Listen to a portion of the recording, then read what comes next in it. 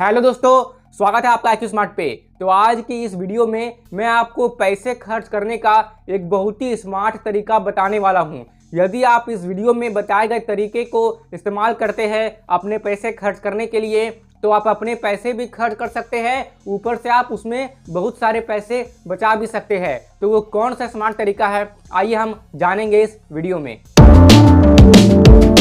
तो अब जो मैं आपको समझाने वाला हूं उसे बहुत ही ध्यान से समझने का प्रयास कीजिएगा और कृपया करके वीडियो को पूरा एकदम अंत तक बिना स्किप किए अच्छे से जरूर से देखें, ताकि मेरी हर एक बात को आप अच्छे से समझ पाए। तो आइए हम हमेशा की तरह दो दोस्तों की कहानी लेते हैं। एक है राजू और एक है दीपक।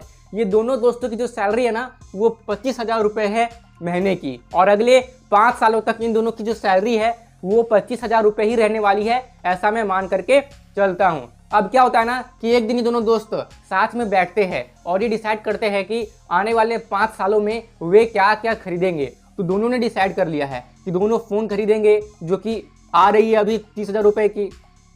फिर दोनों को बाइक भी लेना है जो आ रही है फिलहाल अभी 1,00,000 रुपये की। फिर दोनों को एक लैपटॉप भी लेना है जो आ रही है अभी फ़िलहाल 70,000 रुपये की। फिर दोनों को एक LED टीवी भी लेना है जो फिलहाल आ रही है अभी 20,000 रुपये की। तो दोनों ने इन 4 चीज़ों को खरीदने का प्लान किया है आने वाले 5 सालों में। अब देखते हैं कि राजू ने कैसे इन चीज़ों को खरीदा और दीपक ने कैसे इन चीज़ों को खरीदा।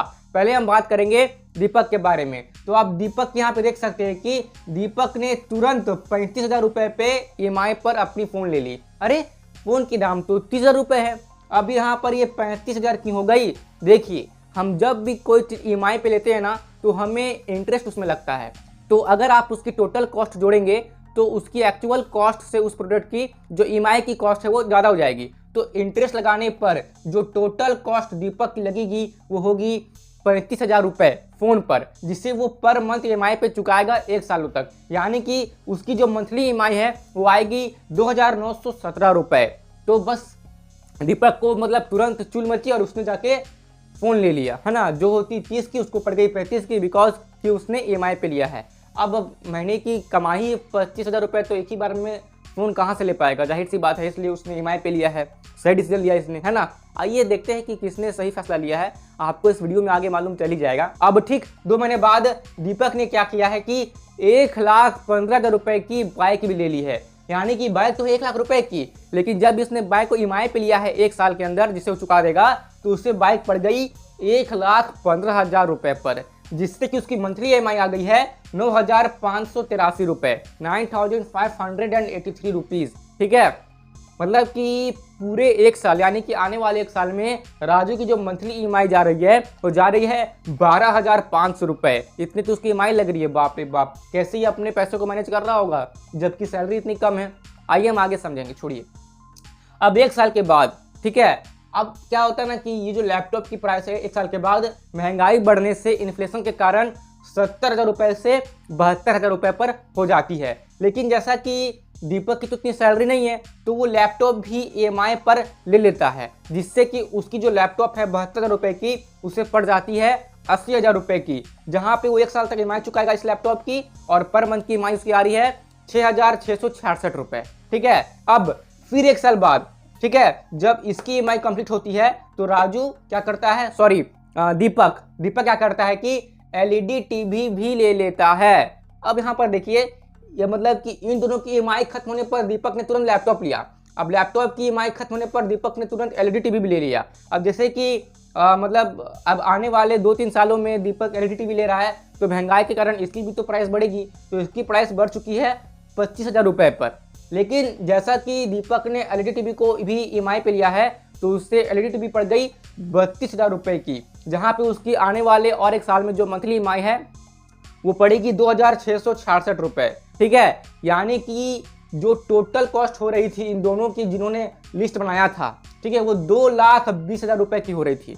इसका मतलब ये है कि जब उन्होंने डिसाइड किया था कि मुझे इन 4 चीज़ों को लेना है, अगर जस्ट ये दोनों पूरी डाउन पेमेंट देकर इन चारों चीज़ों को खरीद लेते तो इन्हें जस्ट 2,20,000 रुपये ही पड़ते। बट इन्होंने, मतलब केवल दीपक की बात कर रहा हूँ कि इसने तो EMI पे लिया है ना 1-1 साल छोड़ के हर एक चीज़ों को, तो इसलिए इससे पड़ गए टोटल 2,62,000 रुपये। ऊपर से महंगाई भी आई है, ठीक है, 2,20,000 से 2,62,000 रुपये पड़ गए हैं दीपक के।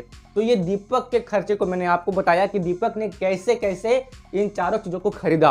अब वही हम बात करते हैं कि राजू ने अपने पैसे को कैसे मैनेज किया है और इसने कैसे कैसे इन चारों चीज़ों को खरीदा है। तो देखिए, राजू ने कोई जल्दबाजी नहीं की। राजू ने सोचा कि मुझे तो आने वाले 5 सालों में खर्च करने हैं, मतलब 5 साल के बाद मेरे पास ये 4 चीज़ होनी ही चाहिए। तो राजू ने क्या किया कि इसने अपने घर में कुछ हिसाब किया होगा। अब हिसाब करते करते इसने क्या किया कि इसके दिमाग में एक चुल मची और उसने 3500 रुपये की मंथली SIP शुरू कर दी आने वाले 5 सालों के लिए। तो 5 सालों के बाद पर मंथ 3500 रुपये SIP करने के कारण राजू की जो टोटल इन्वेस्टमेंट वैल्यू है वो बन गई 3,14,000। अब इसमें से क्या हुआ कि 2.5 लाख रुपए उसे लग गए इन चारों चीज़ों को खरीदने के लिए। अब आप बोलेंगे कि राजू ने तो पूरी डाउन पेमेंट देकर एक ही साथ में बिना EMI पे इन चारों चीज़ों को लिया है, तो फिर उसे 2.5 लाख रुपए कैसे पड़ गई? अरे भाई, तो राजू ने इन चारों चीज़ों को 5 साल के बाद लिया है ना, तो 5 साल के बाद इनकी तो जो प्राइस है वो तो बढ़ेगी ना। इसलिए क्या हुआ कि इन्फ्लेशन एडजस्ट करने के बाद राजू को पड़ गए 2.5 लाख रुपए इन चारों चीज़ों को खरीदने के लिए। पर टेंशन किस बात की है? राजू ने जो पिछले 5 सालों में पर मंथ 3500 रुपये के SIP की है, उसके कारण इसकी जो इन्वेस्टमेंट वैल्यू है वो बन रही है 3,14,000 रुपये, जिसमें से 2.5 लाख रुपए राजू ने इन चारों चीजों में लगा दिया। अब ये चारों चीज राजू के पास है, ऊपर से राजू के पास बच गए हैं 64,000 रुपये। तो अब आप मुझे बताइए कि इन दोनों में से स्मार्ट डिसीजन किसने लिया है इन चारों चीज़ों को खरीदने के लिए? आप बोलेंगे, हो सकता है कि अधिकतर लोग बोले, मतलब अब सबकी दिमाग तो अलग अलग तरीके से काम करती है, तो बोलेंगे देखिए राजू की लगी है 2.5 लाख रुपए टोटल इन चारों चीज़ों में और दीपक की लगी है 2,62,000 रुपये इन टोटल चीज़ों में। जस्ट 12,000 रुपये दीपक ने एक्स्ट्रा पे किए हैं, तो इसमें उतना क्या ही फर्क पड़ता है। मैं आपको बताता हूँ क्या फ़र्क पड़ता है। पहला फ़र्क आप यहाँ देखिए, दीपक ने पिछले मतलब पूरे 1 साल तक 12,500 रुपये मंथली EMI चुकाया है। 35,000 रुपये की सैलरी में 12,500 रुपये केवल EMI पे जा रही है, तो कितना मतलब मेंटल प्रेशर होगा मतलब दीपक पर। आप समझ पा रहे हैं कि कैसे ये अपने खर्चों को मैनेज करता होगा बाकी के पैसों से। और भी तो खर्चे होते हैं ना, और वैसे भी आज के ज़माने में 25,000 रुपये बहुत ही कम है मंथली इनकम के हिसाब से देखें तो उसी में से इतने पैसे उसके तो मतलब EMI पे जा रहे हैं और बचे हुए पैसे से ये घर चला रहा है। मतलब कितना प्रेशर होगा इसके ऊपर, इसने मतलब कितना मतलब सोचिए कैसे मैनेज किया होगा। ऊपर से फिर अगले साल EMI शुरू होती है इतने रुपए की, 6,666 रुपये की। फिर अगले साल EMI शुरू होती है 2,666 रुपये की। ठीक है, तो दीपक ने मतलब कि पिछले मतलब शुरुआत के 2-3-4 साल बहुत ही झेला है इतने रुपए की EMI के कारण, और उसके पास लास्ट में कुछ पैसे बचे भी नहीं हैं। नो एनी सेविंग, बचे ही नहीं। तो ये हुई दीपक की बात। अगर मैं राजू की बात करूं तो राजू ने जस्ट मतलब केवल और केवल 3500 रुपये की SIP की है इन 5 सालों में, और कुछ नहीं किया। और इसके पास मतलब कि 25,000 में से अगर आप 3500 रुपये निकाल भी देते हैं तो आपके कितने बचते हैं? 21,500 रुपये। तो इतने रुपए में राजू ने अपने घर चलाए हैं, जो कि चला भी लिया होगा।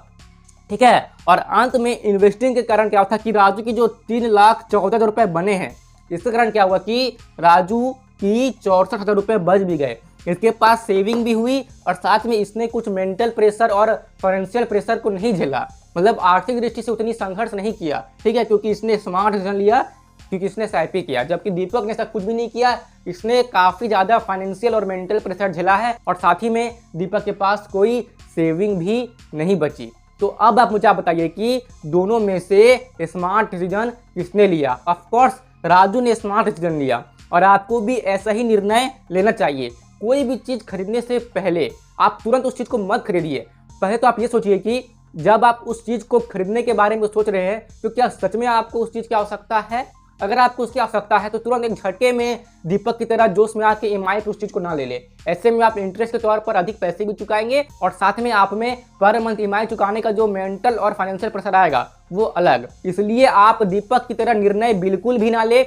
अगर आपको निर्णय लेना ही है कोई भी चीज़ खरीदने के लिए तो आप राजू की तरह ही ले। आपको जो भी चीज़ खरीदना है पहले उसकी आप प्लानिंग पहले से ही कर ले, और फिर क्या करें कि उस चीज़ को खरीदने के लिए आप SIP शुरू कर दे। SIP में आपको अच्छे इंटरेस्ट मिल जाते हैं यदि आप किसी अच्छे म्यूचुअल फंड में अपने पैसे निवेश करते हैं तो। और फिर मतलब जब आपको लगे कि मेरे पास अच्छे खासे अमाउंट जमा हो गए हैं उस चीज़ को खरीदने के लिए, तो आप उस पैसे को विड्रॉ करके पूरी एक साथ डाउन पेमेंट देकर उस चीज़ को खरीदे, जिससे कि आपको ईएमआई के कारण जो इंटरेस्ट लगते हैं उसकी वजह से आपको कोई अधिक पैसे देने की आवश्यकता नहीं पड़ेगी और आप तुरंत वो चीज़ ले लेंगे। और हो सकता है कि साथ में आपके पास राजू की तरह कुछ पैसे लास्ट में बच भी जाए। तो राजू ने लिया स्मार्ट डिसीजन और दीपक ने लिया जोश में आके बैड डिसीजन। आशा करता हूँ कि इस वीडियो के माध्यम से आपको ये समझ में आया होगा कि पैसे खर्च करने के लिए आप कैसे स्मार्ट तरीका लगा सकते हैं। तो यदि आपको ये वीडियो काम की लगी और आपको ये वीडियो अच्छा से समझ में आई तो कृपया करके आप अपना ओपिनियन मेरे साथ कमेंट बॉक्स में शेयर जरूर से करें। इस वीडियो को लाइक और शेयर जरूर से कर दे ताकि और भी लोग राजू की इस स्मार्ट डिसीजन के बारे में जान पाए। और भी इसी टाइप की वीडियोस